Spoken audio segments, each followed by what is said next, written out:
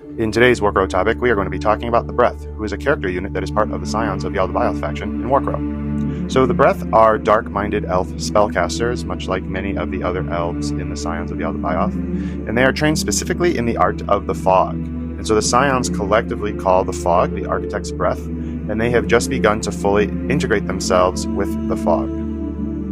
And so what exactly is the fog? I've talked about it in some of the other lore videos, and if you are aware of Warcrow at all, the fog is kind of like this looming terror.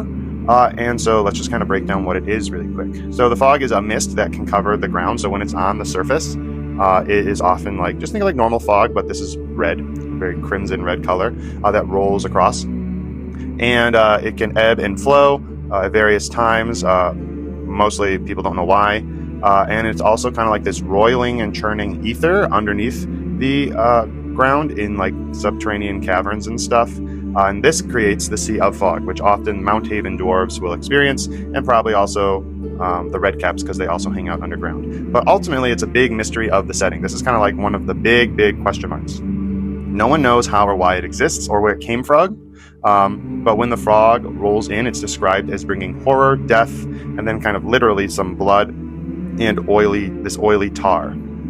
So in a lot of the art, you'll see the fog kind of creeping in with like this black, glossy, veiny, tar-like substance kind of rolling in with it. And so the fog devours all things that get consumed by it, and the Breath are learning to manipulate this. And so they have just begun to fully integrate themselves with the fog. And so while they're still very powerful casters and at wielding the fog, they're by no means masters of the fog, because the fog is kind of like this ancient unknown force, right? And it's really dangerous to work with. So it is the toughest of the three disciplines practiced by the Scions.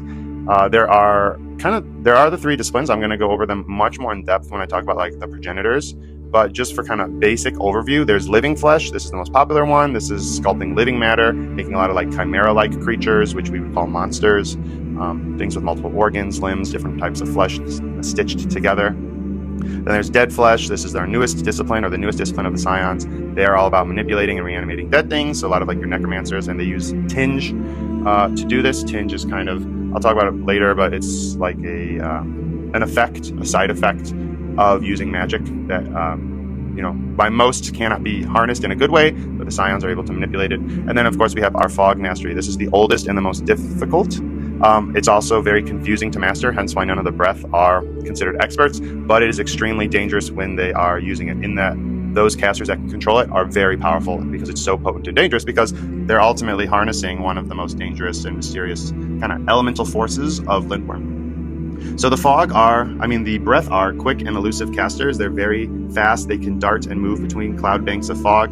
They can mimic the fog's dangerous properties with a powerful arcane breath attack, so they can kind of breathe this kind of big plume of like arcane magic that is very similar to the fog, and it can be extremely devastating. They can also, throw down and kind of utilize the fog to, apply tinge, which is then used by their own forces to kind of manipulate and create monstrosities, but by the opponents, they're going to get destroyed, especially for casters. It's incredibly dangerous. So why is the Breath cool? Well, first off, I love Lovecraftian kind of stuff, and I love mysteries, and so the fog itself really intrigues me as this kind of Lovecraftian-esque creation that Corvus Belli has for the setting of Lindworm in Warcrow. And the fact that the Breath are trying to basically hack this code and trying to manipulate it, to me, is very cool. Also, before we had Warcrow, kind of the skirmish game, we had the Warcrow Adventures, and the Breath was not one of the units in that kind of dungeon crawler, even though the Scions were kind of like the quote-unquote enemies or bad guys, so there were tons of them. The Breath is relatively quote-unquote new to Warcrow, so it was like a brand new model when it came out, a brand new kind of character unit, and so it's just kind of fresh and kind of new and different from the rest of kind of like the body horror type stuff we get with the Scions.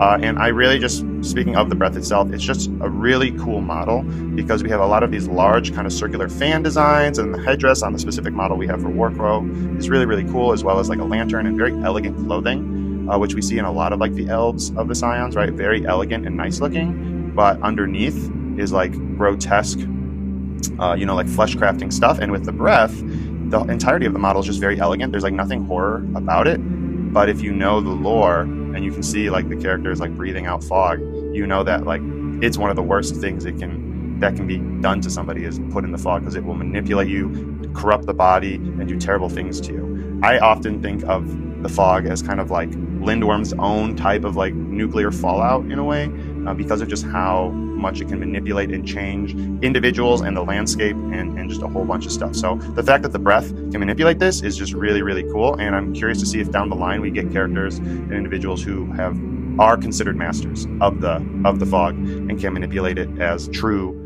like full archmages of this. And with that, this lore video about the breath comes to an end. Don't forget to follow this channel to get more Warcrow lore. And if you survive the fog, I'll see you in the next video.